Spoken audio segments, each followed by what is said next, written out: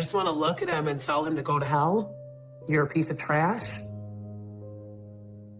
Just because you're miserable didn't give you the right to ruin other people's lives. You know what? The longer I look at him, he's not scary. This picture, he looks like a little punk. And in this picture, he looks like a little punk trying to pretend he's not a little punk. So, to be honest, thank you for showing me this. This is gonna help me, I think. Yeah, I'm done. I'm not scared of him anymore. What can he do? What can he do? I feel empowered holding these pictures now. Can I rip these up? He's gone. He's gone. He's gone, he's gone, he's gone. And if I was allowed to set a fire right here, I would. Because I feel like ripping him up, I could still see him. Look. See, I'm trying to rip him up and he's still looking at me. Monster. Evil. Demon. Goodbye. If you never believed in evil before and you hear about this, you have to believe in it now. I was in my early 20s, just got out of a bad relationship. A good friend of mine told me she had the perfect guy for me and that I just couldn't miss this opportunity to meet him. And the guy that she introduced me to was Patrick Fowler. She was like, he's just such a good guy. You're never gonna find another guy like this. And I'm like, well, how do you know him? Oh, he's my ex. And I'm like, well, if he's so great, why aren't you with him? We were just growing in different ways. We were young and there's just too much history there. But he's a great dad, he's a great guy, and I really think you two would get along. I promise you're gonna love him. She wouldn't give up. And I just thought at the time that she was just being a friend, looking out for me. But I think in actuality, she knew for a fact he was abusive, knew for a fact he was crazy. She used me to get away from him. But I didn't really know that part at the time. So when I met him, he lived up to everything she said. He's like, so tell me about yourself. You know, I heard you have kids, and just asked all the right questions. I know you gotta get back to your kid. I'm really looking forward to getting to know y'all a lot better. I asked the same questions, but it was almost like Patrick avoided answering questions specific to him. I just feel like I talked about me all night. I want to know more about you. I'm just boring. He would always kind of, well, this is about you. You're important. You can learn about me later. Well, maybe I can dig a little something out of you. So that means I get to see you again? I just feel like he didn't want me to know him. He wanted to know me because then it would be easier to manipulate and control like evil people do. But at the time, I did not view it that way. I felt loved and seen and beautiful and appreciated and the center of his attention. And that's what, in the moment, I thought was the perfect man. I don't like to visualize him. I almost started crying. I seen his face and it just like, whew, scared the crap out of me. Oh. I don't talk about him a lot. So us talking is just like bringing stuff back. Whew. Sorry. I didn't expect this. I think it triggers me because I just wish I would have said no.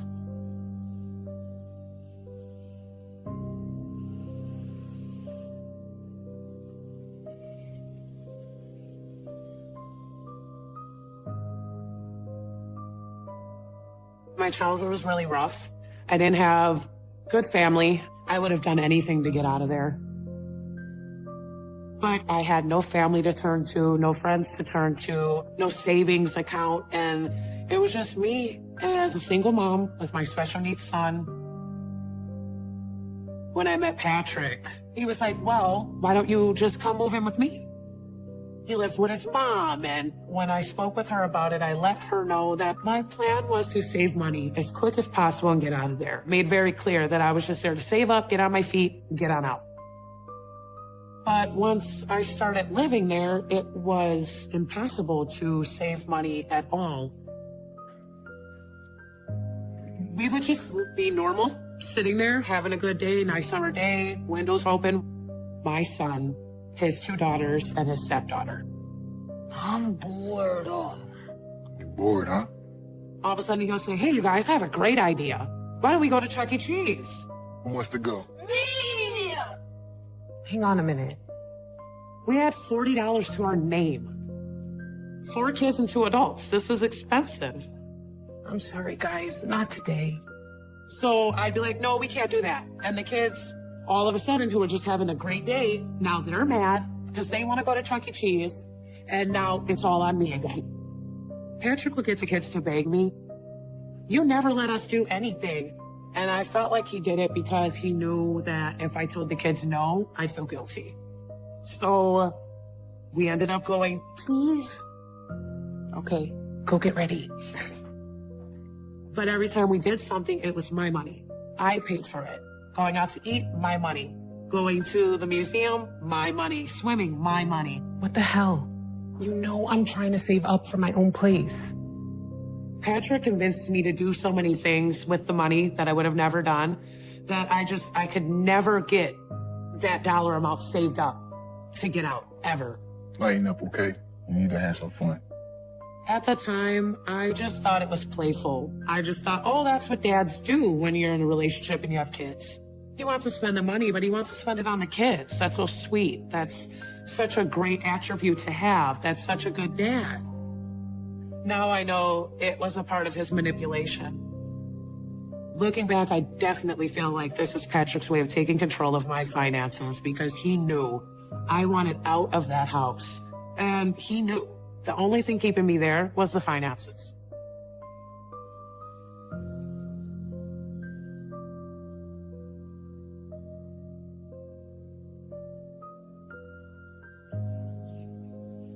When I met his sister-in-law and his brother came to town, that was the very first time that I started noticing is just disdain for women. He had a brother that lived out of town, him, his wife, and they had 1 roommate. They were going to be coming to visit. So we're sitting there watching TV in the living room. His brother's wife starts complaining her back hurts, so she sits down on the floor next to the roommate. She was sitting Indian style on the floor. And the roommate of his brother's wife laid his head in her lap. Patrick flipped out. You whore? What the hell are you doing? Patrick jumped up, and the first thing he said was, get the out of my mom's house, you whore. You want to touch you like that? She's like, what is your problem, Patrick? And she's like, you're not going to talk to me like that. You will respect me. I am the wife of your brother. Okay, you need to watch who you're talking to like that. Then Patrick's like, I knew you were no good. You tricked my brother into marrying you. You took my brother away from me, you raggedy bitch. And he looked like the devil. His eyes were just piercing. All I could see was his teeth and his nostrils snarling and spit flying out of his mouth. Patrick looks right at his brother and says, your wife's a whore and I'm gonna whoop her ass. You gonna let this bitch whore disrespect you in mom's house like that? Settle down. His brother gets in his face and tells him, you ain't doing nothing to my wife. She playing you. You know she a whore.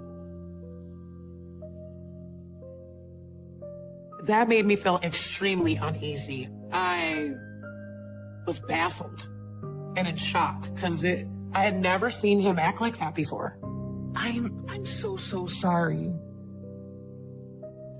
At the time, I felt like Patrick was just acting like this out of jealousy like a little kid. Looking back, Patrick views women as property.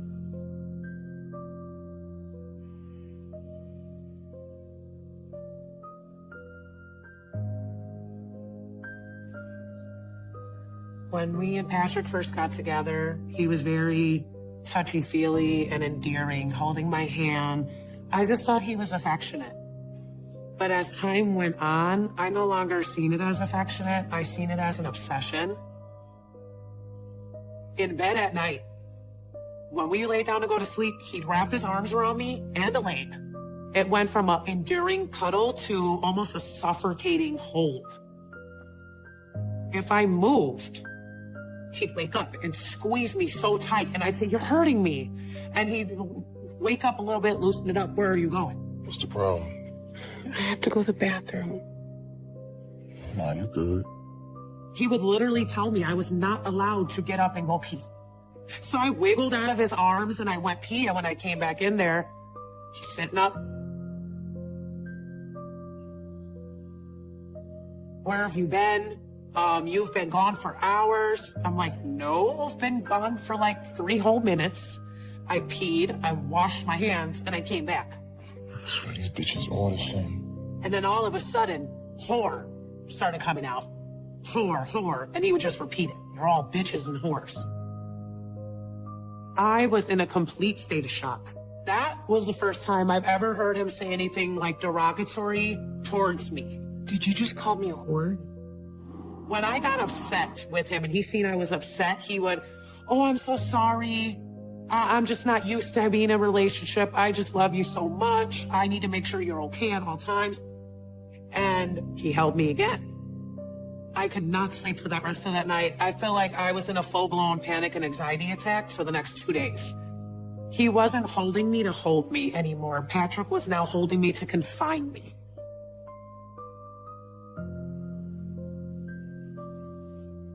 Things just started getting eerie. That's the way that I describe it. I wasn't allowed to be alone at all. If I went to take out the trash, he was in the window staring at me eerily. I wasn't allowed to sit down at the table and eat a meal without holding his hand. I get up to go to the bathroom. It's, "Where are you going?" That's not normal. I felt Patrick was definitely unreasonably obsessed with me. And I didn't understand why. One time, I wanted to wind down like most women do in a hot bath. I'm laying in the bathtub, enjoying myself. I got my, candles lit, thinking I'm finally alone. And I look at the doorway and I see, like, feet, that shadow of the 2 feet. So I'm like, "Who is that?" No response. The kids are gone, it's late, everybody's sleeping, so that has to be Patrick. Patrick, is that you?" And it gave me this eerie feeling. Patrick, I can see you. Stop. Still see the pacing under the crack of the door with the light shining under. And I'm like, "Who is that?" No response. I get up, I put on a towel, I open the door. He's standing there. Jesus, what are you doing? You finish it? He's like, "Why are you taking so long?" I said, "I just got in here." "Why are you standing here? You've been standing there for like 6 minutes, not answering me." He just kept staring at me, and I'm like, "Okay, well, I'll be out there in a few minutes. I'm gonna finish taking this bath." And I just shut the door in his face. I'll be done in a little while.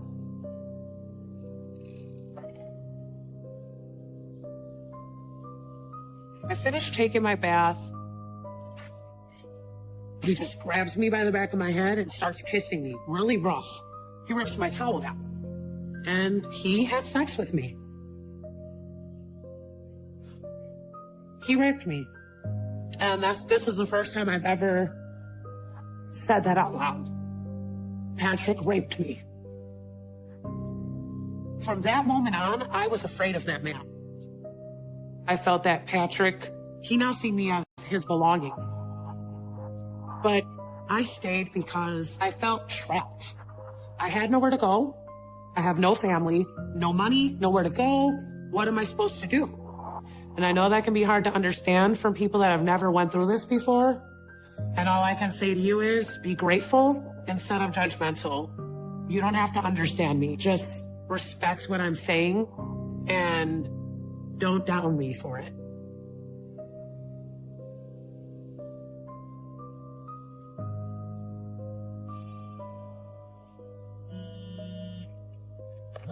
I get a random phone call. Hello? And I don't recognize the number, but I answered it anyway. And there was a lady on the other end, and she asked for me by name, and that freaked me out. Yes, is she? I said, "Who is this?" She said, "This is Mr. Fowler's probation officer. Do you have a few moments to talk?" Probation. Probation for what? I was told by the probation officer that Patrick had failed to register on the sex offender registry, which I didn't even know he needed to do that, because he had sexually assaulted a minor or child under the age of 16. I went in complete shock, and the first thing I said is, "What are you talking about?" She said, "Do you have children?" I said, "Yes, I do." She told me right then and there that I had to come in and meet her, that Patrick wasn't allowed around children. And then she let me know he just got out of jail. He was incarcerated this last time for domestic violence on his ex. My whole world kind of just crumbled. This was my friend, and she told me he was never abusive. And I just felt like a knife through the heart. Like, I felt so unbelievably betrayed by this girl. Goodbye.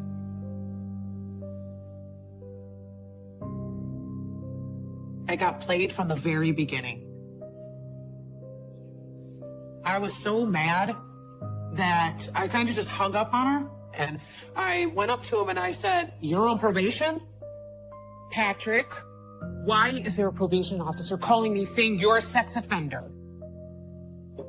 Patrick told me that it wasn't like they were making it seem. He was a teenager too. There was a girl in the neighborhood that had a crush on him. She lied to him about his age, and he thought she was of age. And the girl came on to him and then said that she lied and said his hands were down her pants. So he basically was the victim. The world was against him. He didn't do anything wrong. I don't believe that probation officer over me. Patrick's probation officer said that she needed for me and him to come out to the probation office. He tried to intimidate me. He got in my face. I better say what I'm told. I better do what I'm told. Or he was like, "Or you'll be sorry." I mean it. I swear, you better not make things worse. The light and life was out of his eyes. He just seemed like a different person. I didn't even do anything. All I Shut did up. I had an opportunity again to maybe escape, but he scared me out of taking it. He would whisper in my ear, "Say one thing, I dare you." That's a threat. So I said nothing. I went in there and I just lied.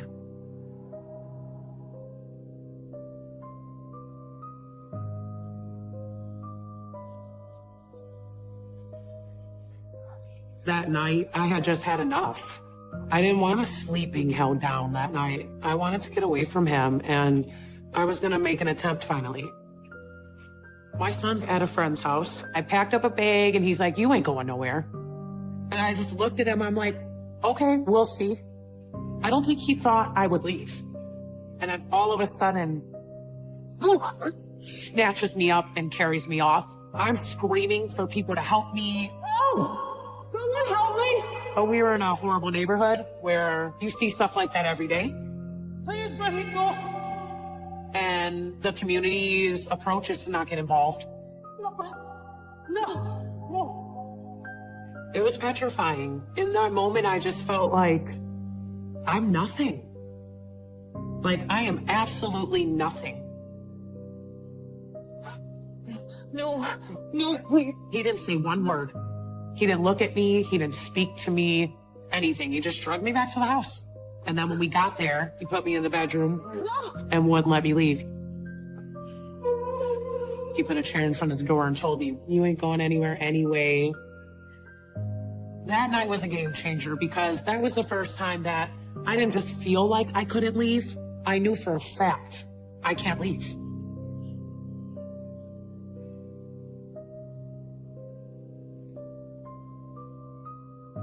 I did feel like Patrick was actually to the point where he was something was going to happen really soon. I didn't know when or what or how. I didn't know the extent of it. I just knew it was going to be something life-altering for me. And it wasn't going to be good. So one day, my son was in the bedroom. He's playing with a handheld video game. And Patrick keeps telling him, "Put it down, it's time to eat. Put it down, it's time to eat." Put the game down, it's time for breakfast. I said it's time to eat. Just let me finish. My son has autism, and when Patrick took the game away and said it's breakfast time. My son had a meltdown. Give me the game! Don't talk to him like that. I snatched it back from Patrick and gave it to my son and told him, don't you ever touch my son or his stuff again. He looked at me, he said, you stupid bitch. I talk to him however I want. Next thing I know, Patrick grabbed me by my throat, picked me up in the air, and slammed me on the bed. No. I told him, don't hurt me. Don't do this, Patrick. Don't do this. You can choose not to be this man. He ripped his hand back and he just punched me. He held me down and punched me close-fisted in my face at least 10 to 12 times. The last thing that I remember was Patrick ran out the house and ran away. I was kind of in and out of it, and I got my phone and I called my mom. And next thing I knew, my mom was there to get me and take me to the hospital.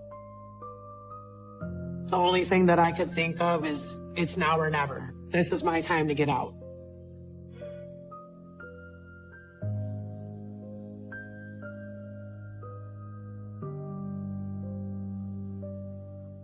Patrick was on the run at large. Police couldn't find him. They couldn't even find any leads. They had no idea where to even look. And he began to call me while I was in a hospital bed. At first, it would be, I just need to see you. I just want you. I just can't live without you. I'm like, you know what? I'm done. I'm away from you. Don't you ever call me again. I don't want to see you again. Patrick kept calling me and I kept saying no. And then it switched from that to, well, I'm going to kill you. Do what? Then he called me and he'd be like, it'd be a shame if something happened to your mother. Click, hung up on me. He knows where my mom lives. My son is at my mom's house. I just sat there crying. Then he called me again. So have you decided that you're ready to talk now? And he's like, I just need to see you one time. Please, I'll do anything. I'll turn myself in if you just agree to come and have one last conversation with me. Okay, I'll come if it stops all of this. All I can think about is this a trap? Is he setting me up to where nobody will know where I am? Nobody will be able to find me. And he just said he was going to kill me. Is he just trying to lure me in? And I just decided that with weighing my options, I was unsafe either way. And I was tired of the unknown. The police are telling me they can't find him. They have no leads. I just wanted it to be over. I wanted it to end. I wanted the torment to end. I couldn't live like this anymore. He promised me if I communicated with him, he would turn himself in. He gave me the address. I was petrified. Every step I took, it was like when you're pulling petals off a flower. He loves me not. I'm gonna die, I'm gonna live. I'm gonna die, I'm gonna live.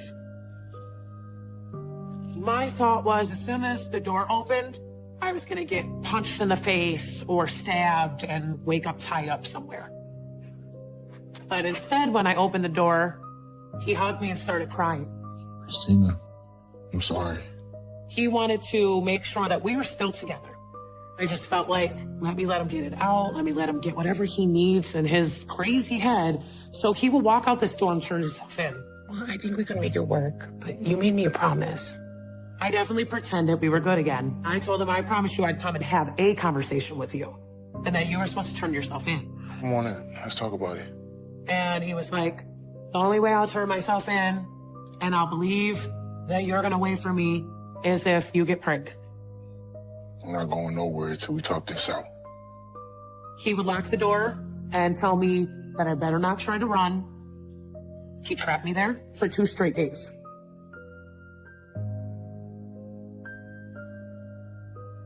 That night, he did not turn himself in. He tried to get me pregnant that whole night. I just felt disgusted with myself. Then the next day, he kissed me and hugged me, and he walked into that police station. When I went home, I scrubbed my private areas until they went raw. I took a Brillo pad and I scrubbed, and I just wanted to get him off me. felt like a piece of meat. And, I stopped being intimate after that for a long time. It made me feel disgusting. And I think I'm having a panic attack because I all of a sudden can't breathe. And it's freaking me out. So I want to tell you instead of trying to pretend to be strong like you asked me to, because I can't breathe. Let's get some air. Yeah, I can't breathe right now. My apologies. I can't breathe. Yeah, please, I need a flashlight.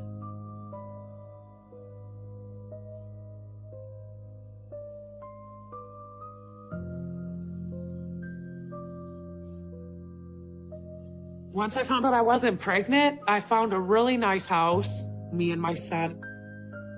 I just felt like the sun was shining on us. What I was being told from the victim witness advocates and everybody else was that he was going to be getting at least 5 to 10 years. And then all of a sudden it was, oh, he took a plea deal. He's just gonna do these couple of years and he's not getting a felony and he's getting good time and he can have probation. And I'm like, I thought he'd be gone forever. Until the letters started coming.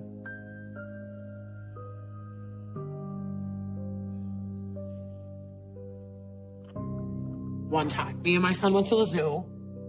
And when we got home from the zoo, my son likes to check the mail. He grabs the mail out and brings it to me. Mom, thanks. And I pick it up and it doesn't say Patrick's name on it. It was from a different inmate. But I'm like, I don't know this person. I open it up and the first thing it said was, I know what your house looks like. I'm watching you, always watching. And I flip it over and then there's a drawing. And I'm looking at it, I'm like, wait a minute. This is my damn house. He knows exactly where I live. I've come to find out that it was an inmate he was incarcerated with, got released. And he sent him to look for me. It was just like his way of letting me know, even when I'm in jail, you are not safe from me. Curled it up and threw it away and tried to just pretend I never seen it. But I started receiving letters. I would get one once a week for like 2 or 3 weeks. And then all of a sudden they were coming every other day and they did not stop. Hello? And then he started calling me and he would threaten me on the phone calls. Patrick, is that you? Don't hang up this phone call. You know I know where you are. He started talking a lot again about babies and marriage and said, okay, you have to go and get your wedding dress. I don't understand. Stop calling me. He got mad and said, you're going to go look for a dress right now. And I'm like, oh crap, I need to get this done. He's going to send whoever to come get me. And that's when my tail would go between my legs and I would just go do what I was told to do. I just felt complete despair and devastation. I knew for certain that if I didn't play along, when he got out, I was dead. Okay, I'll do it.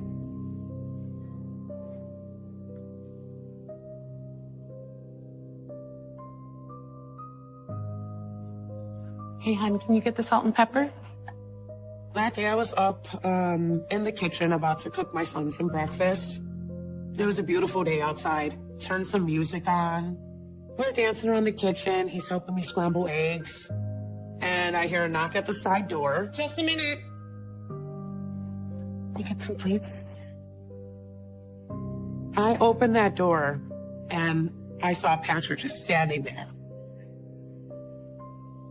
I felt like all the blood was rushing to my head. I felt like I was gonna pass out. He walked in and it was very eerie and silent. There were no words. And we just stood there staring at each other. And we just stood there for a minute. To me, it felt like hours. And then my whole body started shaking. He put his arm around me, kissed me on the forehead, and then he whispered in my ear, "Are you scared of me?" And I feel like all the blood left my body. Like I must have been pale as a ghost. I took a deep breath and I told him, no, I'm just so excited to see you. Are your hands shaking? I'm just surprised. I didn't want him to know that I was scared. I had to play along. I had to play happy little housewife. I was just making breakfast. It made me want to die. I'd rather been dead.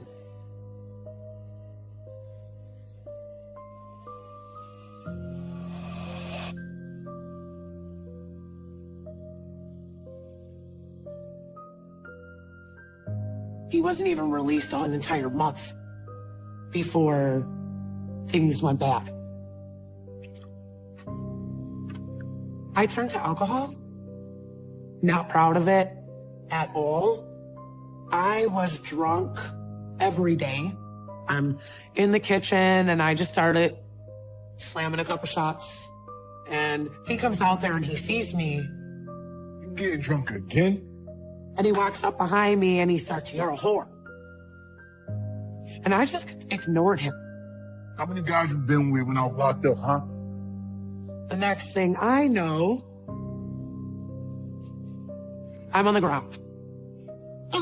He was squeezing my throat. I'm punching him and trying to rip his hands off of my throat. And I can't. And I just kept telling him, please don't hurt me, baby. I love you. And I didn't love him, but I felt like telling him that would calm him. He finally stopped slamming me. I slipped out. I ran to the living room and he grabbed the butcher knives. I heard the drawer open and I will never forget this sound. Shh. Ever. It was so loud because it was so quiet. Then he comes in the living room and I'm just standing there begging him, please don't do this. Please don't hurt me. You love me. Patrick, stop.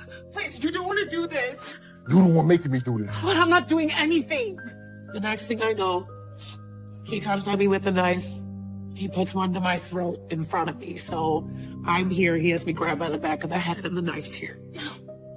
And he's looking at me and he's telling me, this is all your fault. And then he says, we all died tonight. He turned me over right there, put me on my hands and knees. One hand here, and he had a knife here. He kissed on my neck and he tells me, you ready? You ready? And I'm just sitting there thinking, what do I do? What do I do?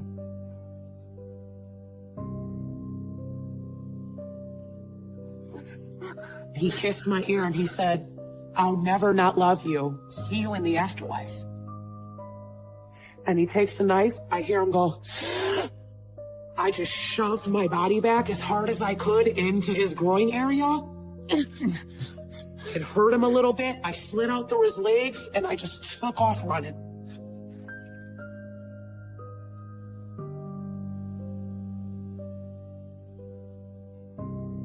I got a phone call, and when I answered it, it was the district attorney's office, and they were requesting me to come to an in-person meeting. Thank you for coming in, Christina. The first thing I heard is, okay, we'll cut to the chase.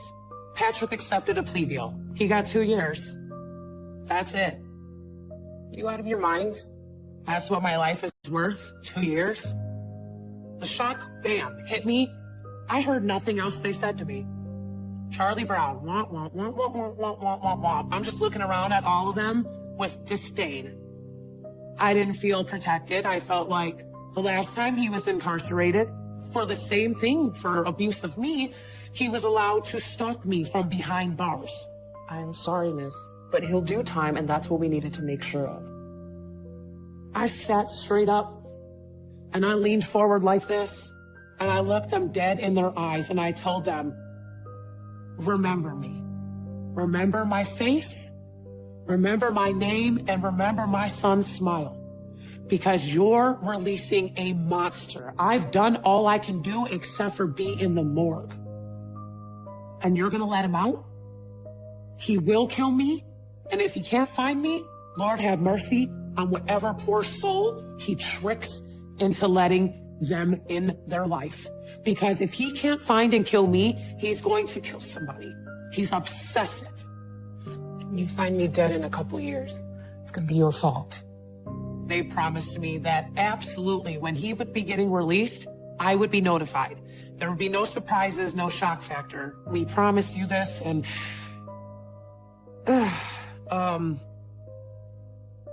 didn't happen that way.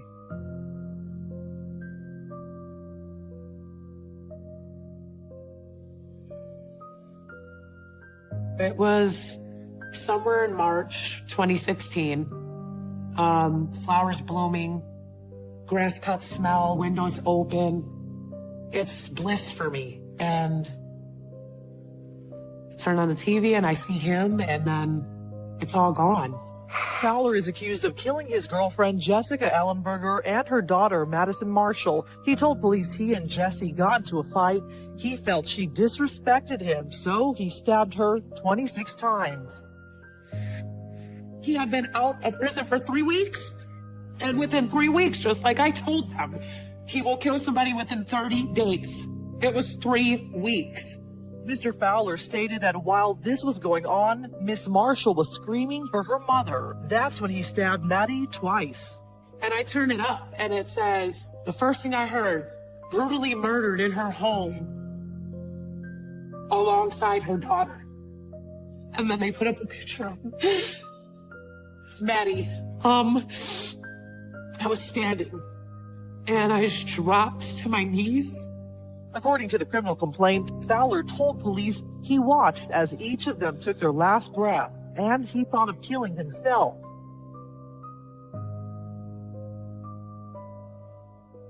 She was brutally stabbed over 20 times, and I'm like, he did it, he did it, he did it. It was him, he did it, and I couldn't stop. He did it, he did it, he killed her. Why did he kill her?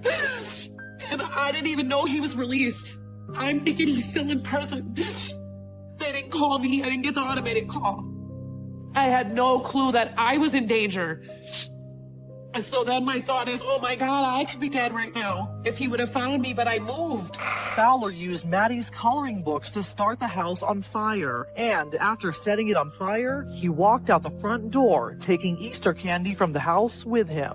He killed her the same way he said he was gonna kill me. He stabbed her to death. He said he was gonna stab me to death, stab my son, and then kill himself.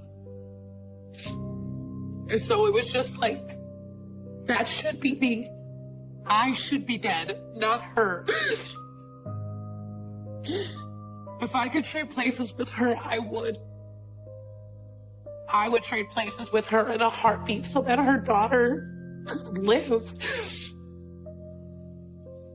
I don't understand how somebody could be such a monster. Evil is real, and it's inside of people.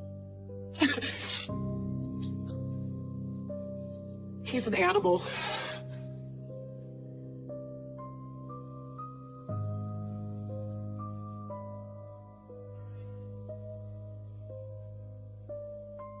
We, the jury, find the defendant Patrick Fowler guilty. Patrick Fowler gives a blank stare to the judge after the guilty decision comes just minutes after the jury reviews a video of Fowler confessing to the crimes. I grabbed a knife and a monster came out of me. What?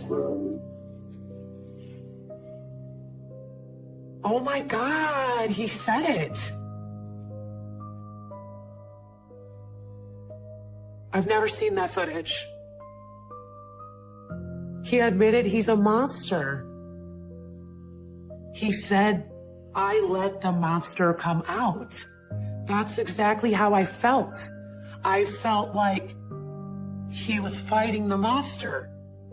And he let the monster win. It was his choice to let the monster win.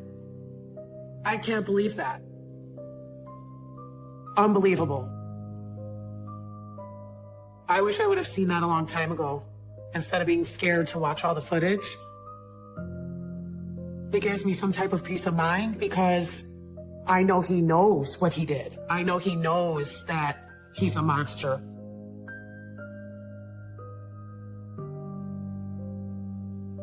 Patrick still haunts me in my dreams. I have nightmares once or twice a month.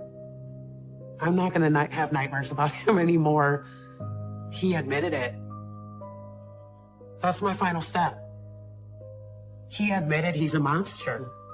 And I'm really glad that I came here and seen it because I would have never seen it. Patrick Fowler is a coward. Patrick Fowler is a monster by choice. And Patrick Fowler is exactly where he needs to be.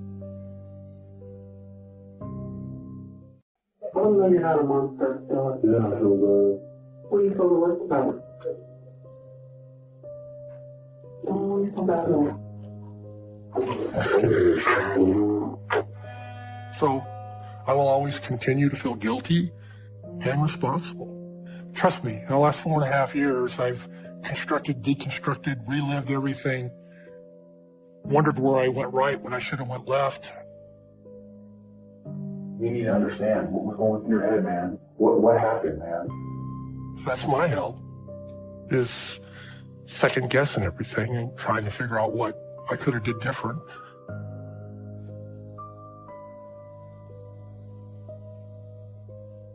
The suspect's father says he thinks the death penalty would be appropriate. I'm leaning that way, yes. You can't do something like that to a person and expect them to get a free pass.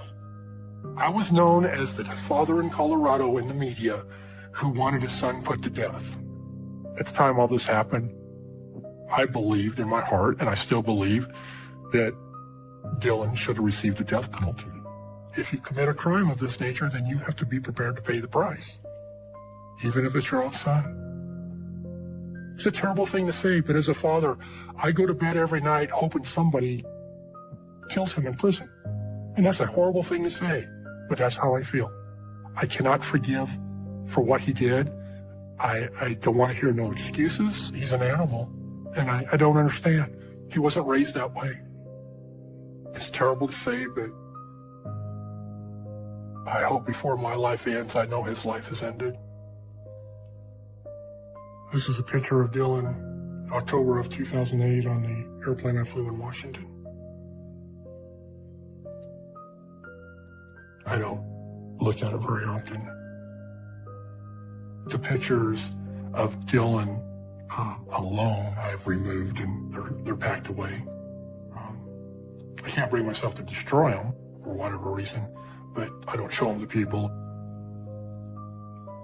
Right before I married Dylan's mother, I became an agricultural pilot. Common term is crop duster pilot. He was extremely happy that his father was a pilot. He could say, "My dad flies airplanes." He was happy. He smiled a lot. He liked to tell jokes. When he was little, everybody loved Dylan. He would steal your heart. Just a sweet little boy. This little boy would have never considered murder as an option. We refer to Dylan as Anakin Skywalker becoming Darth Vader, a sweet boy evolving into a total evil person. In my wildest nightmares, I never thought that Dylan would do something like this.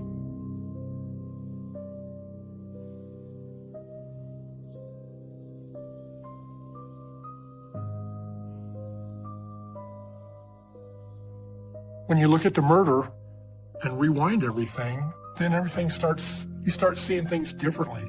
Because prior to the murder, you don't think anything like that's going to happen. After the worst of the worst happens that you don't even expect, then things that happened in the past tend to make sense. It was a Saturday morning. I had the boys, Dylan and his little brother, for the weekend. His mom and I were in the middle of a divorce. I was at a friend's house. Dylan and his little brother were outside. His little brother was riding his bike. It was corn silage chopping season, and so there's a lot of corn stalks laying everywhere. And as Dylan's little brother rode the bike by Dylan reached down, picked up a corn stalk, and shoved in the front tire. Dylan's little brother went end over end. We were watching from the window. I went running out to see if his little brother was okay. He could have seriously hurt his little brother. Dylan's first words was, "I didn't do it." He didn't know we all saw it, but we all saw it. I told him that we'd seen everything from the window, and I said, you're not telling the truth here. You could have really hurt him doing that. He just looked at me. He didn't show any remorse for what he did to his little brother, and he didn't really show any more remorse for lying. But, I didn't think anything about it other than the kid being mischievous. I didn't think he was intentionally trying to seriously injure his little brother. It would have been my first sign. Unfortunately, I didn't see it at that time as something was going to happen or something was changing within him. You go inside and tell him you're sorry. When you look back on that, he started small, doing little mischievous things, and he worked himself all the way up to murder.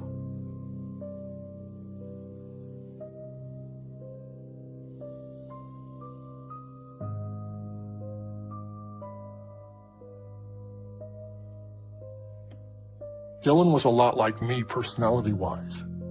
He was impulsive, and there's no doubt he inherited my temper.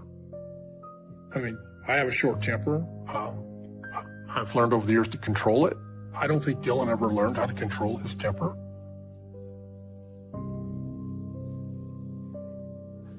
It was a couple of weeks after the bicycle incident.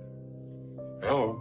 I think Dylan was 10, and Dylan's mom called me frantic on the phone, telling me that my son had just pulled a butcher knife on him and more or less, in her words, chased him through the house with a butcher knife. Wait, you're saying he did what? And she wanted to know what I was going to do about it. Well, my response was, I'll come get him. Honestly, I didn't know what to think. You don't want to think that your child is capable of doing something like that. In those days, the divorce was bitter, and I always thought that his mother could be overdramatic. Okay, yeah, listen, I will come over, I will come get him. I thought she could have been exaggerating. I mean, that had happened in the past. Maybe Dylan wasn't as bad as I was being told. Maybe Dylan did grab a knife, but I wasn't sure that he actually chased him down the hallway or anything like that. I just couldn't reconcile that in my brain with Dylan.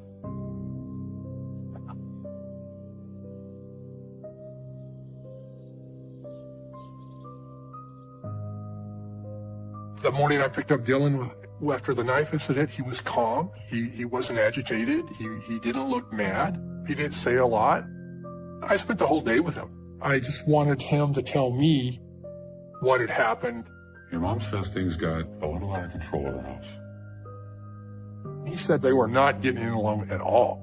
They were constantly bickering, constantly fighting, accusations being made. She accused him of lying all the time and trying to tear up the house. He would accuse her of being a bad mother. Of course, I had no proof of anything. I'm just listening to the different things being thrown back and forth.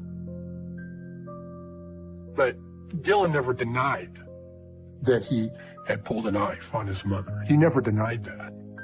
Okay, hey, I wasn't there. I don't know what happened. I said, probably that's not the best way to behave, and you could probably wind up in serious trouble if something like this was to happen again.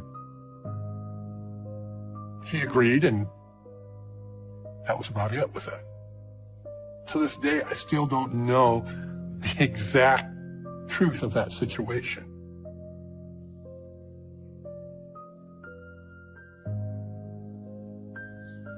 Dylan decided that he didn't want to live with his mother. He wanted to live with his dad.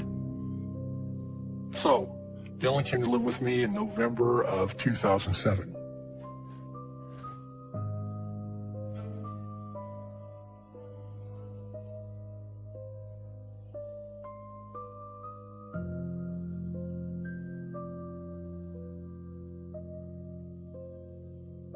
He thought he was entitled to whatever he wanted, whenever he wanted, and I started to say no. And he didn't like it. The day that he threw the tantrum in the electronics store, he wanted a digital music player. Well, you said I could have one. Yes, but I didn't say you could have one that costs a fortune. but it was one of the expensive ones, and I just didn't want to spend that much money. And I said, no, we're not going to get that. And he got upset. Why not? He said, well, I really want this. I was like, well, you're really not going to get it. And he got mad, threw a fit. I don't want that cheap junk. Okay, then we're leaving. Fine. I just made it clear I wasn't going to spend that much money, and we left.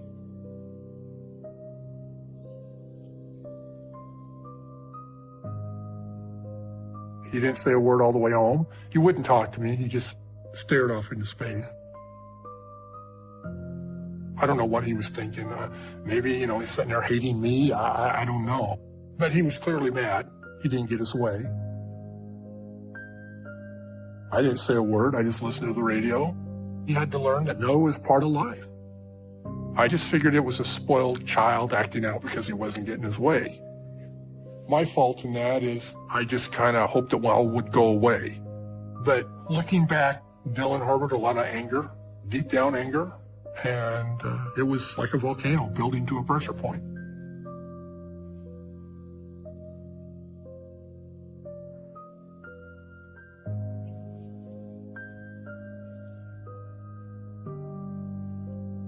I haven't looked at this picture in a long time. January of 2011. Some friends talked me into joining a dating site. I met Cindy. She was a veterinarian, and I was madly in love with this woman. People used to say that we could walk into a room and we lit up the room and everybody knew what we were to each other. She cared about how I felt. She cared about my happiness. She always made it clear she was in it for the long haul. Dylan was jealous of this relationship because it threatened his relationship with me in his world, which it didn't. I didn't do anything less with Dylan after I married Cindy. We still did things together. We went to movies together, just him and me. Nothing ever changed as far as I was concerned.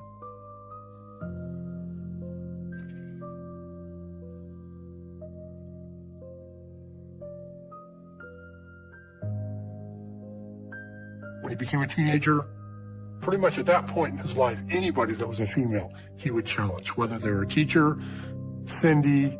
He didn't trust women. He was angry with women. The school called me, and I had to come get him. The principal said, your son's kind of out of control. He's calling the teacher names. He's using obscene language. He's being aggressive. I'm not going to repeat the things he's been saying, but there's no place for that kind of behavior in this school. Dylan sat in the principal's office, and they were telling me what he did, and I was looking at Dylan, and he could care less. He was staring off into space like, yep, I did it. What are you guys going to do? In my opinion, Dylan had a hatred toward his mother that boiled over to other females. I didn't know how to deal with his anger, his lying. I never thought it was going to get dangerous. I thought he would outgrow it. I thought we all do. I didn't know this, but he had told a lot of kids at the high school that one day he was going to snap. And when he snapped, there was going to be a lot of carnage. I never knew that until much later when it was too late.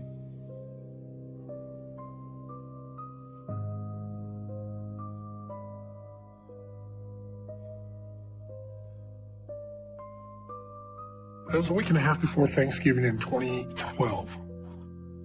Sunday afternoon, I get a phone call. Hello? Yes, this is Dylan's father. What do you do now? Dylan stole Cindy's pickup. Oh my God. Him and his friend had drove it across town numerous times that afternoon. He ran a four-way stop a few blocks from our home. He hit another car, totaled that car, and did quite a bit of damage to Cindy's vehicle. Nobody was injured, but he had no remorse or no concern about what he could have done. I was mad. No, I don't want to speak to him. I want you to put him in cuffs, and I want you to take him away. I was so upset, I want him arrested. He stole that car. I want him arrested. Charge him with grand theft. He stole it, and he should be charged with that. Cindy was very reluctant to press him charges. I had to be very adamant about that. I was looking at it as tough love. So, Cindy, I'm done. I don't know what else to do. I said, We have to do this. And I think it will be a good lesson for him. I was hoping that if he went through the system that he would realize that's not where he wanted to be. I pretty much forced Cindy to press charges against Dylan. So that night, they arrested him and took him to the juvenile facility.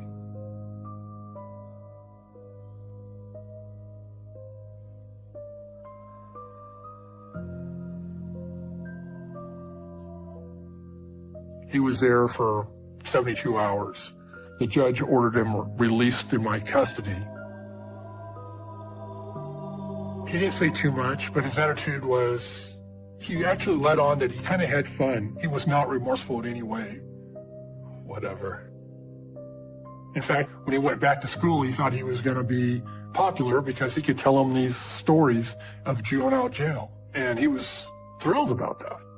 You know, Dylan, I don't know what more I have to do to get through to you.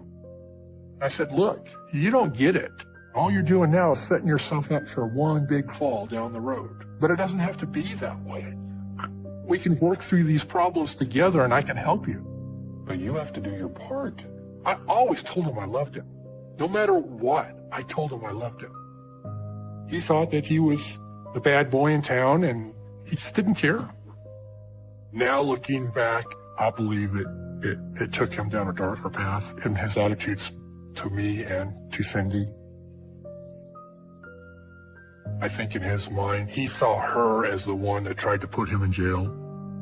Even though I made it clear, I'm the one that pushed it. But in his mind, she became the target.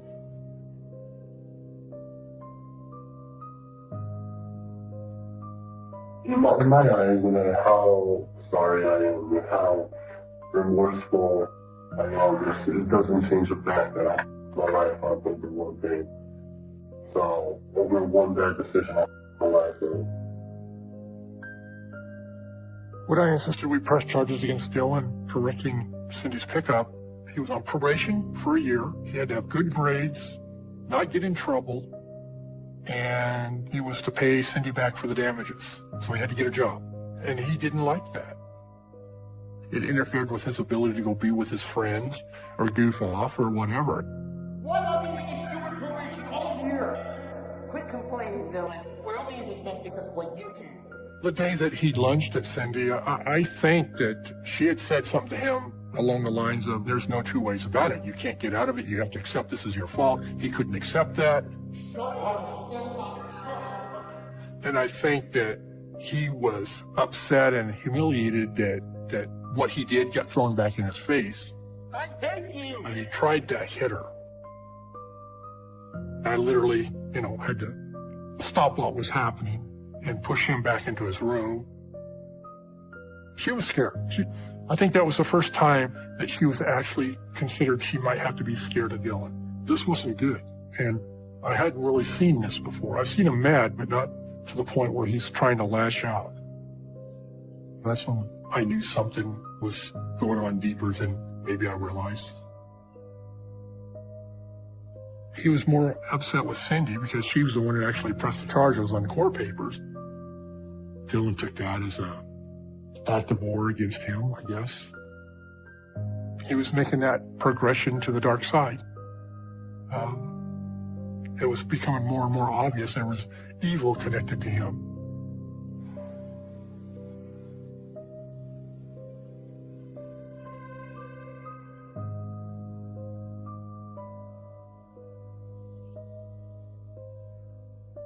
On a Friday, he had gotten in some trouble at school. I grounded him. The next day was Saturday. Dylan was being a pain. Finally, I said, go to your friend's house. I'll call you when I'm ready to deal with you today. About 2 in the afternoon, I sent him a text. I said, it's time for you to come home. Nothing happens. I sent another text. I said, if you don't come home, I'm going to come find you, and it's not going to be pretty.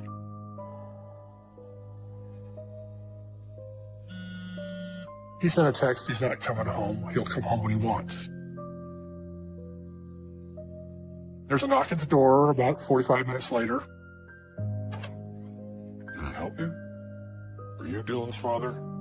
Yes, I am. Is something wrong? And there's this officer. from the police department, and there was this young woman from, she said, Child Protective Services. They had been called by Dylan's friend's mother and Dylan because they were concerned about me abusing Dylan in the house. What are you talking about? The officer said Dylan doesn't know if it's safe for him to come back here. All this time, Dylan's sitting out in the police car across the street. He was pushing our buttons. It was him exacting revenge, trying to get his dad in trouble, showing me that he could do what he wanted to do, and he could make my life as miserable as I made his. By the time it was all said and done, Dylan was figured out by the police department to be a troublemaker, and they wanted no part of his accusations again.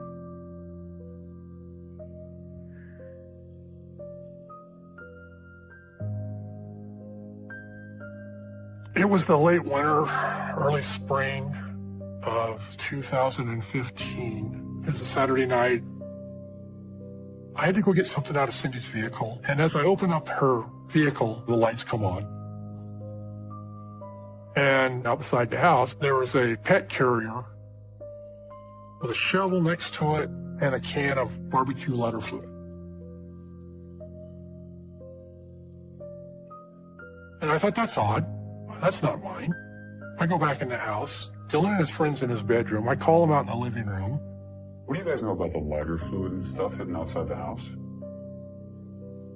Well, that's not ours. Let's go. I knew it was lying to me.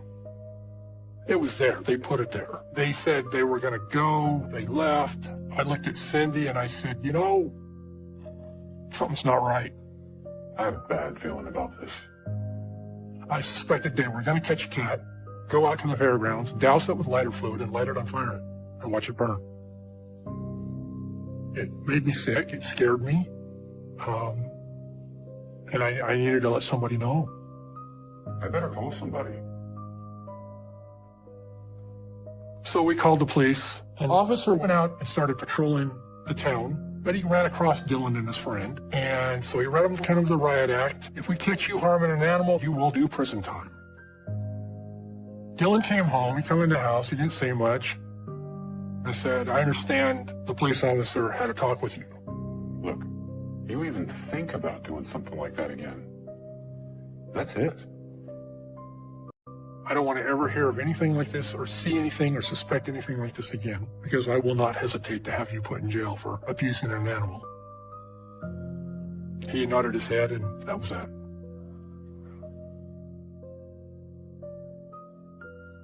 And we thought, okay, Dylan's been caught. He knows he's been caught, and he knows the cops are watching him.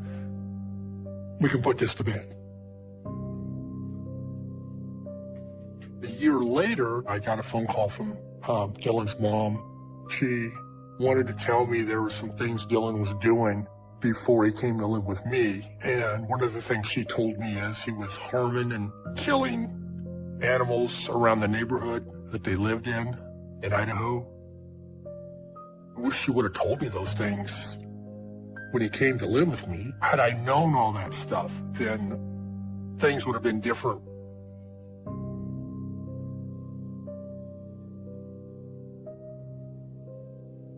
Dylan, what would you change if you could change anything? I would not have food. Or I would not have hit her to the point where she ended up in bed. You would just hit her until she was hurt? No, I would not have even done that at all. I think Dylan's moral compass was just spinning out of control. He was definitely going down a darker road. When he turned 18, he could make his own decisions. Then he decided to drop out of school. He'd had enough. It was about 7:30, 8 o'clock at night. He looked at me and he says, I'm moving out. Where are you going? I'm done. Done with what? With this, I'm leaving. I wasn't happy about him dropping out of school. I told him he was going to have to get a job if he wasn't going to go to school. He had to support himself. What are you going to do about money? Don't worry, I have a plan. His whole plan was to mooch off all of his friends. He wanted to go live with a friend somewhere where he didn't think he had to work. Okay, well, you're old enough. I can't stop you, Dylan. I said, get your things, I guess.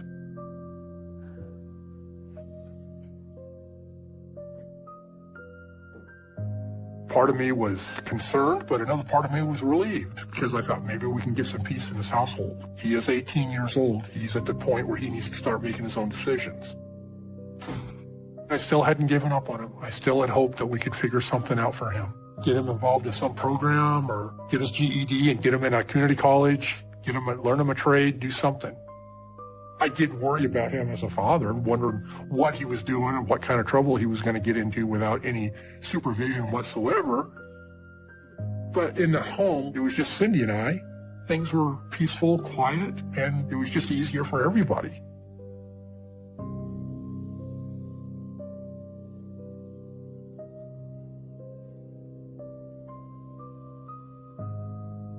He would often call or come over begging for money because he had no income. Dylan was always welcome to come home for dinner on Sundays. That's when the money started disappearing when he would come visit. Oh, I've been meaning to ask you. Have you seen my gold bracelet? Oh, you mean the one that went missing last Sunday? No, I haven't seen it recently. One of Cindy's bracelets disappeared that I had custom made for her. Objects of sentimental value disappeared. Anything that could be worth anything at a pawn shop disappeared. We did everything we could to make his life easier. And now here we are in the late teens, getting close to the 20s, and he's turned into a hoodlum. And that irritated me beyond all imagination. You can't come over here anymore. He was told, if I'm out of town, you're not to be at our house. If Cindy's home alone, you can't come there. And he said he understood. It was extremely disappointing that I had to tell my son he wasn't welcome in my home if I wasn't there. We had discussed about getting a home security system, but we opted not to do that. You know, now looking back, I wish I would have had a home security system. It could have changed everything.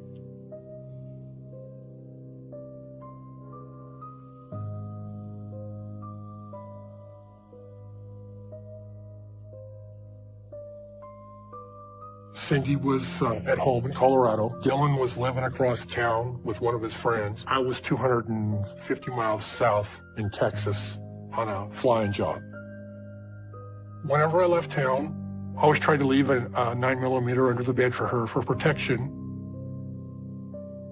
I had showed her how to use it. For my peace of mind, I just said, here, we'll leave this under the bed. If you need it, it's there. But this time, I think I was halfway to Texas and I realized I forgot it. I texted her and I said, I didn't put the gun under the bed. It's in the cabinet. She replied, okay, I'll take care of it later. It never got taken care of. It was left in the cabinet.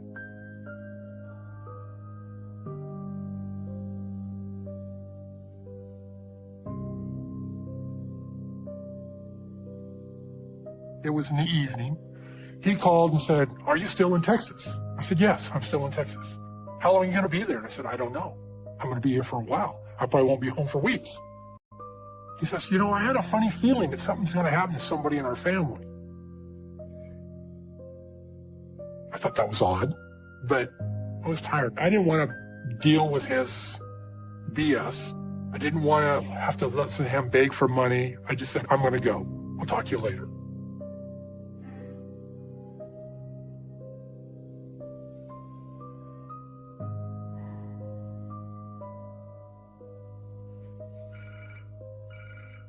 Last time I talked to Cindy,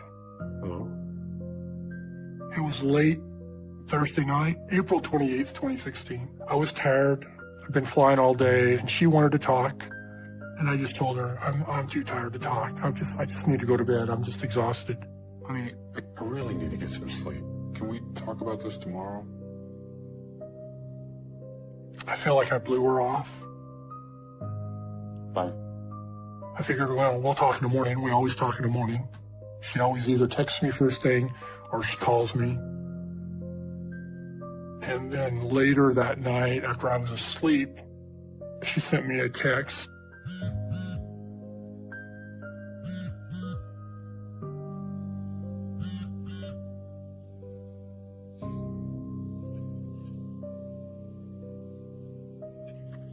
This was the final text that night. She knew I'd had a bad day. So she texted me that, "I love you, John. I hope you will always know and believe that. You are my best friend. And I try my best to make your life better. You are a caring, compassionate husband. You have given more to me than anyone else. I can see us growing old together. I just want you to be happy and at peace with your life.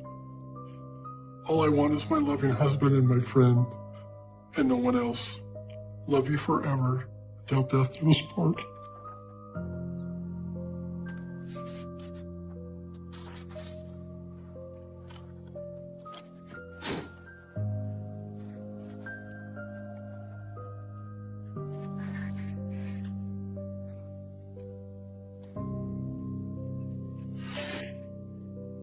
She was dead an hour and a half later.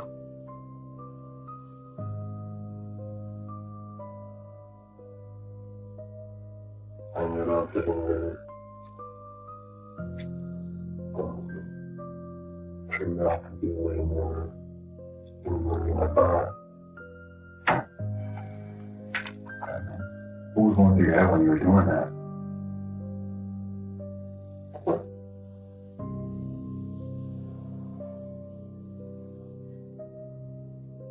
The morning of April 29th. I woke up about 7:30. Usually I have a text saying, "Be careful, I love you, fly low and safe." I didn't have that text.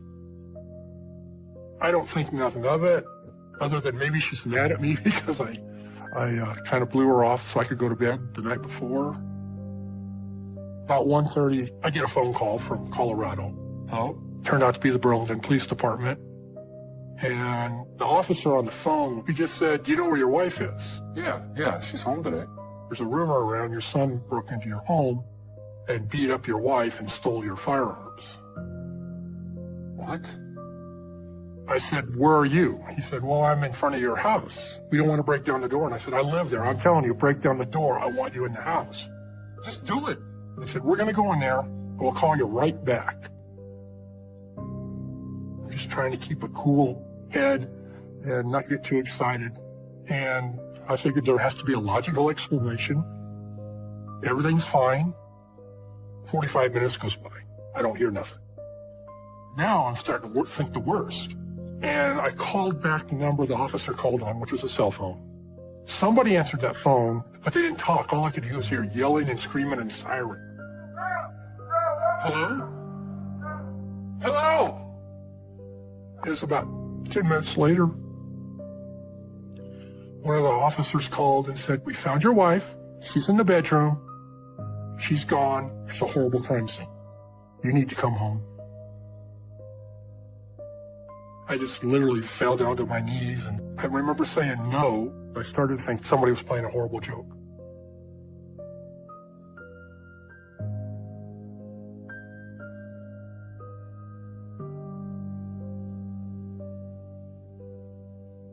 Police say they found her body Friday. The evidence tape is still up today on the home where she lived with her husband.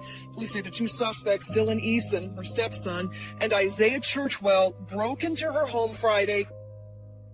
About 12:30 or so, Dylan and his friend broke into her home. Dylan immediately attacked Cindy. Isaiah held her while Dylan punched her, knocked her out. Friends say Eason was very violent and told them he was going to snap one day. She started coming to. Dylan grabbed a crowbar, went back into the bedroom, and proceeded to beat her to death. Neighbors tell us Dylan Eason was a high school dropout with a troubled past, but they never expected this. About 20 minutes he beat her in the dark. According to Isaiah Churchwell's testimony, Isaiah kept hearing thuds, thud, thud, thud. He could hear Cindy gurgling. Isaiah came in and stopped him and said, "That's enough."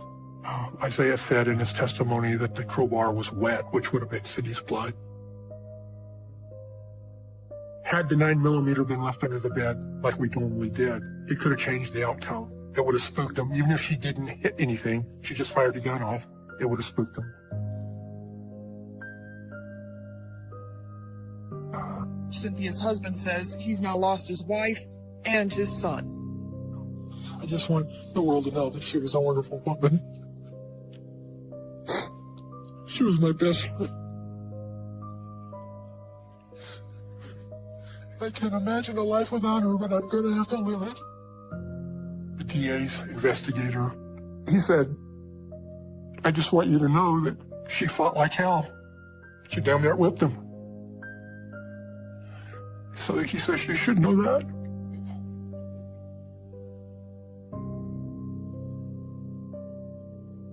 Didn't do a lot of good. I promised to protect her, and I didn't. I promised her mother I'd look after her, and I failed them all.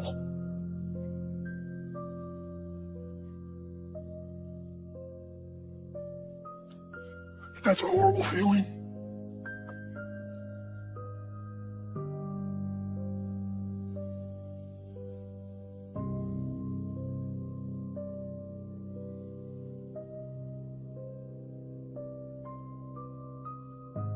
At that point, when I knew all the facts, I was flat on angry. And I wanted my pound of flesh, and I wanted revenge. And I'm not sorry for it. Dylan called. Said, "What's going on, Dad?" And I said, "Dylan, you know what's going on. Something happened to Cindy. The cops are looking for you. I'm coming home. You better hope they find you before I do, because I'm coming home and hell's coming with me." Dylan was so petrified of what I was going to do to him that he hung up on me, and he literally ran to the police department to turn himself in. He was more afraid of me than being arrested.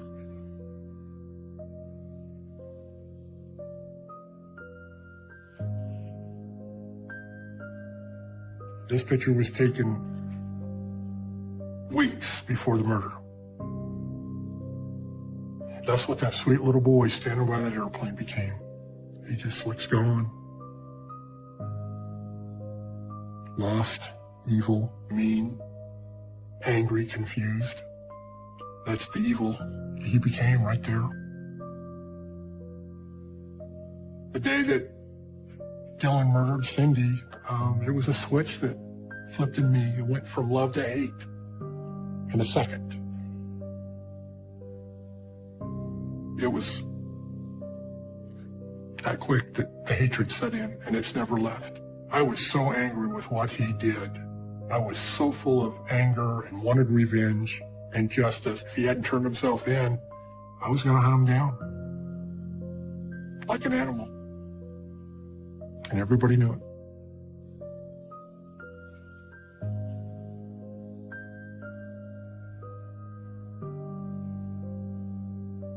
Developing tonight, these two young men are under arrest. They're charged in the murder of a veterinarian. And now her husband, who is also the suspect's father, says he thinks the death penalty would be appropriate. I'm leaning that way, yes. You can't do something like that to a person and expect they'll get a free pass. I was advocating the death penalty for my son. When I learned the details of the murder and how violent it is and what she went through, I wanted him to die. Nobody that does something like that to a human being deserves to live.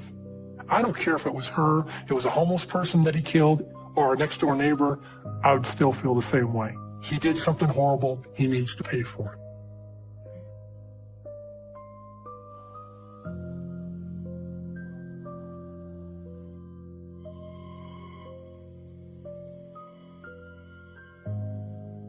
They found him guilty of felony murder, which is automatic life without parole, sitting in prison, eating 3 meals a day, while my wife is buried in a grave, and she's robbed of her grandchildren. She's robbed of her life with me. I'm robbed of my life with her. I don't think that's justice. he needs to pay for this with his life. I will not ever change my mind. It's a terrible thing to say, but as a father, I go to bed every night hoping somebody kills him in prison. And that's a horrible thing to say, but that's how I feel. I cannot forgive for what he did. I don't want to hear no excuses. With his attitude and his smart mouth, he could probably wind up somewhere on prison grounds dead with his throat cut. And that's just as good to me.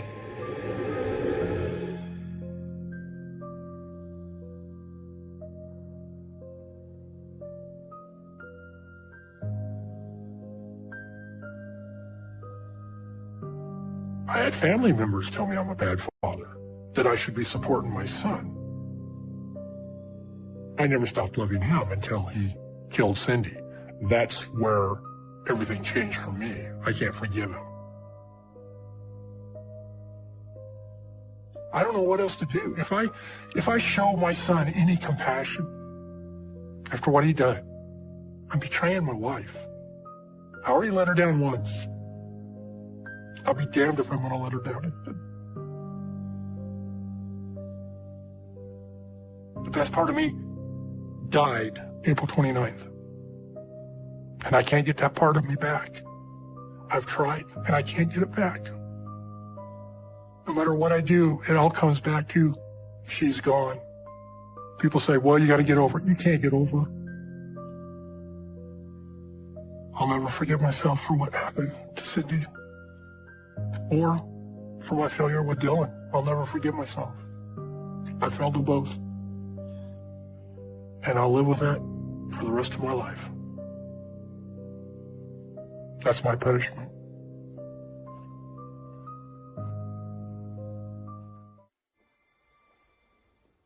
It's 5:00 p.m., November 16th, 1971. Prime rush hour in upstate New York. Highways jammed. Drivers restless. Everyone's itching to get home after a long day at work. But on the shoulder of Interstate 490, something unthinkable is happening. A young girl, naked from the waist down, is running for her life, waving her arms and begging for help as cars fly past. Behind her, a sedan eases backward along the shoulder, keeping pace with her. Yet car after car keeps going. At least 100 drivers see her. Not one stops. 2 days later, they find her body nearby. Carmen Colon, just 10 years old. The first known victim of the alphabet killer, a predator targeting children with chilling precision. And more than 50 years later, no one knows who he is. On the afternoon she vanished, 10-year-old Carmen Colon was running a simple errand. Her mom sent her to the neighborhood drugstore to pick up a prescription. When the pharmacist says it'll take a few minutes, Carmen steps outside to wait, but she never makes it home. When dusk falls, and there's still no sign of her, her uncle searches the neighborhood. By 8:00 p.m., the family calls police. 2 days later, 2 teenagers out riding bikes spot something odd in a roadside ditch. What looks like a broken doll. As they get closer, the truth hits hard. It's Carmen. She's been severely violated and strangled to death.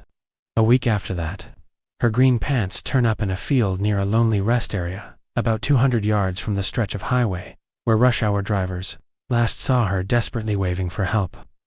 Investigators believe her killer forced her back into his car, drove to the rest area to assault and murder her, then dumped her body on a deserted road about 2 miles away, near a Rochester suburb called Chile. Carmen's murder was the first strike in the still unsolved alphabet murders, a chilling series of child killings that rocked Rochester between 1971 and 1973. Each victim was just 10 or 11 years old. Each had a double initial name, with the first and last names starting with the same letter. And each was found in or near a town beginning with that same letter. It was a pattern so precise that it still haunts investigators and still hides the identity of the monster behind it. Billboards went up all over Rochester pleading for answers in Carmen's murder, offering a $6,000 reward. But tip after tip went nowhere. More than a year passed with no sign of the killer. Then, on April 2nd, 1973, it happened again. 11-year-old Wanda Walkovich left home on a simple errand. Her mom asked her to grab a few groceries for dinner. It was just a quick run to the neighborhood supermarket, something she had done dozens of times before. Wanda paid for $8.52 worth of food, buying tuna fish, milk, cupcakes, and cat food, but she never made it home. The next day, searchers found her body at the bottom of a highway embankment near a rest stop in Webster. Just like Carmen, Wanda was severely violated and strangled, possibly with a belt. Tips rolled in, including reports that a man pulled a red-haired girl who looked like Wanda into a brown car. However, the description of that car did not match the one seen on Interstate 490 in Carmen S. case, and police were never able to verify the tip. 2 girls, same tragic pattern, and a predator was still on the loose. On November 26, 1973, about 6 months after Wanda Walkovich was killed, Rochester was shaken up again. 11-year-old Michelle Mayenza vanished while walking home from a shopping center. 2 days later, police made the grim discovery. Michelle's body was found in Macedon, just like the others. She had been violated and strangled. Tips flooded in. One woman said she saw a girl who looked like Michelle in a car outside a fast food restaurant. Michelle's autopsy confirmed she ate a hamburger shortly before she died. Another witness remembered stopping to help a man with a flat tire on the side of the road. He noticed a girl inside the car who looked just like Michelle. The driver, though, made it crystal clear he didn't want any help. It was the same pattern, the same horror, and still there was no name for the killer. But they had a description of him thanks to those witnesses, and police put together a sketch. Was this all the work of one man? And is the answer in the clues? After all, if the killer is looking for girls with double initials, how does he find them? Does he know them? Police followed up on hundreds of leads, but no one was ever charged. They did have plenty of suspects over the years. In January 1974, just weeks after Michelle Mayenza's murder, Rochester police thought they might finally have their man. A city firefighter named Dennis Termini tried to force himself on a teenage girl inside a garage. When officers moved in, he pulled a handgun and shot himself in the head. The investigation that followed was chilling. Detectives learned he had assaulted at least 14 teenage girls in that very garage. His victims were older than the Alphabet Girls, but plenty of clues suggested he could have been their killer. His car matched descriptions of vehicles seen near the abductions. Inside, they found a map folded to highlight Wayne County, where Michelle was found. He even kept his firefighter uniform in the car. Police believed an authority figure like that could have easily convinced young girls to get in without a struggle. He lived near where Michelle Mayenza was last seen, and investigators discovered white cat hairs in his car, similar to those found on her body. For years, he was suspect number 1. But in 2007, new DNA testing told a different story. When investigators exhumed his body and compared his DNA to evidence from Wanda Walkovich, it didn't match, officially ruling him out as her killer. Then came 2 names that sent shivers through investigators. First, Joseph Nasso, a drifter turned serial killer who once lived in Rochester before landing on California's death row for murdering 6 women. 4 of them with double initials, eerily like the Alphabet victims. Next, Kenneth Bianchi. In the early 70s, he was an ice cream vendor in Rochester, working spots near the first 2 murder scenes. Years later, he and his cousin Angelo Buono Jr. would terrorize Los Angeles as the infamous Hillside Stranglers. Bianchi was never charged in the Alphabet killings, but there was a twist. Witnesses said his car was seen at 2 of the crime scenes. Both men stayed on investigators' radar for years, but science finally spoke. DNA from Wanda Walkovich's murder ruled them both out, and no forensic evidence has ever linked either killer to the other Alphabet murders. And that brings us to a darker question. What if these 3 murders weren't the work of one man at all? Police once zeroed in on Carmen Colin's uncle. He left Rochester for Puerto Rico soon after her murder. Inside his car, detectives found one of Carmen's dolls, and the vehicle looked like it had been scrubbed, spotless. When he returned to New York, he was questioned, but never charged. Years later, in 1991, he shot and wounded his wife and brother-in-law before taking his own life. Still, his family swears he never confessed to harming Carmen and insists he is innocent. But if 3 different killers struck, the coincidences between the victims are jaw-dropping.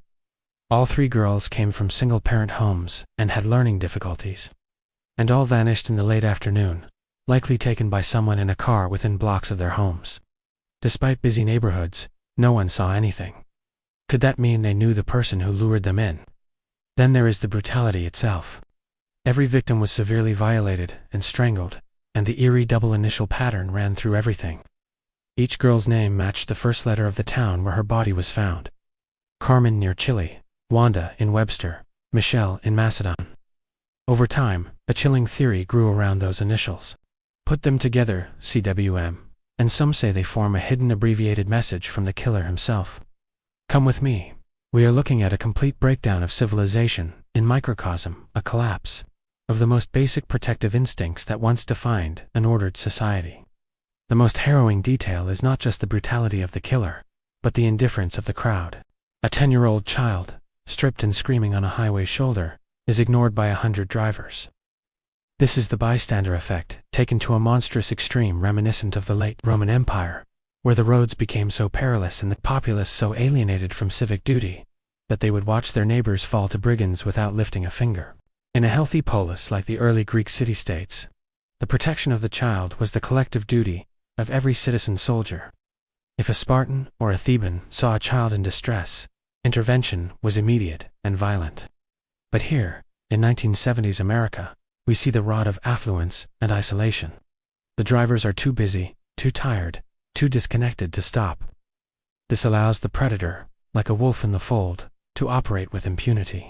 The killer's methodology reflects a dark ritualism, selecting victims based on a precise, almost occult pattern of names and locations. Carmen in Chile, Wanda in Webster, Michelle in Macedon. This mirrors the ancient superstition of the cursed tablets or the targeted prescriptions of Sulla, where death was not random, but assigned by a bureaucratic list. The killer is mocking the order of the society he terrorizes. He uses the very infrastructure of the modern state, the highways, the cars, the anonymity of the suburbs to hunt the most vulnerable. The failure of the police to catch him, despite the sketches and the authority figure, suspects like the firefighter, shows the limitations of a reactive system against a predator who understands the gaps in the social fabric. It is similar to the inability of the Roman legions to police the vast porous borders against the Germanic tribes, who knew exactly where the defenses were thin. The suspect, Dennis Termini, a firefighter in uniform, represents the ultimate betrayal of the public trust. The guardian turned butcher, a recurring nightmare in history from the Praetorian Guard assassinating emperors to modern institutional corruption. The fact that DNA technology later ruled out prime suspects like the Hillside Strangler or Termini only deepens the horror, suggesting that these monsters are not rare anomalies, but that our society produces far more of them than we care to admit, and they walk among us, invisible, until they strike. The legacy of the Alphabet murders is a permanent scar on the psyche of the community, and a stark warning about the fragility of our social contract. When a society cannot protect its children running simple errands, buying cat food, or picking up a prescription, it has failed in its primary directive. The immediate consequence of such unsolved terror is the withdrawal of trust. Parents stop letting children play outside. Neighbors stop trusting the man in the uniform or the car slowing down. We retreat behind locked doors, surrendering the public space to the predators. This is exactly how civilizations begin to die, not with a bang, but with the quiet retreat of the law-abiding citizen from the public square. The chilling theory of the initials CWM, come with me, serves as a taunt, a reminder that the killer felt superior to the collective intelligence of the police and the community. If this pattern of apathy continues, where 100 cars pass a screaming child, we are heading toward a Hobbesian state of nature, where life is nasty, brutish, and short. The reliance on forensic science decades later is a poor substitute for immediate moral action. DNA can identify a corpse or a killer 50 years too late, but it cannot save a life on the side of the road. That requires courage, a virtue that was evidently in short supply on Interstate 490, unless we restore a culture of mutual defense and vigilance, where every adult feels a sacred obligation to protect every child. We will continue to see these tragedies multiply. The predator relies on our silence and our hesitation. If we do not relearn the ancient lesson that an attack on one is an attack on all, we are merely fattening the flock for the wolves that are sure to come. The unsolved nature of these crimes leaves a void, where justice should be a festering wound that tells every potential predator that if they are careful enough, and if the society is indifferent enough, they can get away with murder.